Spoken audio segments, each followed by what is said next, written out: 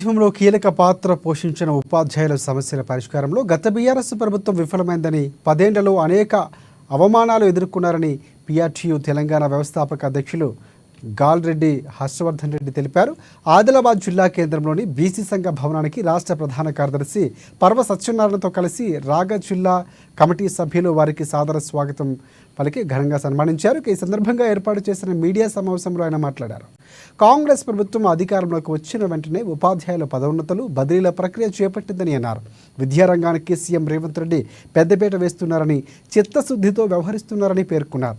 ఇక టెన్షన్గా వేతనాలు ఇవ్వటంతో పాటు విద్యారంగ సమస్యల పరిష్కారం కోసం ప్రత్యేక దృష్టి సారించి సానుకూల దృక్పథంతో ముందుకు సాగడం హర్షణీయమన్నారు. విధి నిర్వహణలో పదోన్నతి లేకపోతే ఎంత మానసిక వ్యధకు గురవుతాడో తెలుసుకున్నటువంటి ప్రభుత్వం కాంగ్రెస్ ప్రభుత్వం. మరి దాన్ని దృష్టిలో పెట్టుకొని అనేక న్యాయపరమైనటువంటి చిక్కులు ఉంటే వాటన్నిటిని కూడా అడిషనల్ అడ్వకేట్ జనరల్ ద్వారా మెల్లమెల్లగా ఛేదించుకుంటూ అధికారుల చేత నిత్యం మమేకమవుతూ ఉపాధ్యాయుల బదిలీలు పదోన్నతుల ప్రక్రియ ఈ రాష్ట్ర ముఖ్యమంత్రి దిగ్విజయంగా కొనసాగించడం ఇవాళ ఉపాధ్యాయ లోకమంతా కూడా వారి పట్ల సానుకూలంగా కృతజ్ఞత చూపుతూ ఉంది.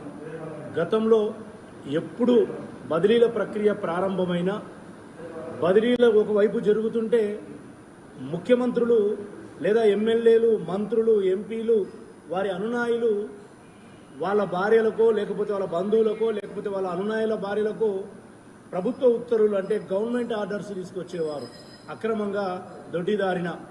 కానీ ఈ రాష్ట్రంలో మొన్న జరిగినటువంటి బదిలీల ప్రక్రియలో మా గౌరవ ముఖ్యమంత్రి గారు ఒక్కటంటే ఒక్క ప్రభుత్వ ఆర్డర్ కూడా ఇవ్వకుండా పారదర్శకంగా బదిలీల పదోన్నతుల కౌన్సిలింగ్ నిర్వహించిండు.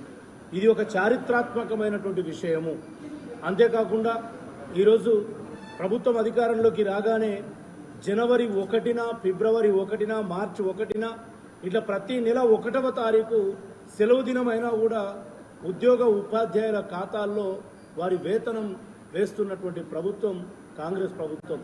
కాబట్టి ఇవాళ పాఠశాలలు తెరచకన్నా ముందే పుస్తకాల పంపిణీ చేసి ప్రతి పాఠశాలలో కూడా విద్యార్థులకు ఉపాధ్యాయులు అందుబాటులో ఉండే విధంగా విద్యారంగంపై ప్రత్యేక శ్రద్ధ చూయించి అనేక రివ్యూలు చేసి ముఖ్యమంత్రి గారు తన దగ్గరనే విద్యాశాఖ ఉంచుకొని ఆ బాధ్యతను తానే తీసుకొని ఈరోజు విద్యారంగం పట్ల పూర్తి శ్రద్ధ చూపిస్తున్నారు.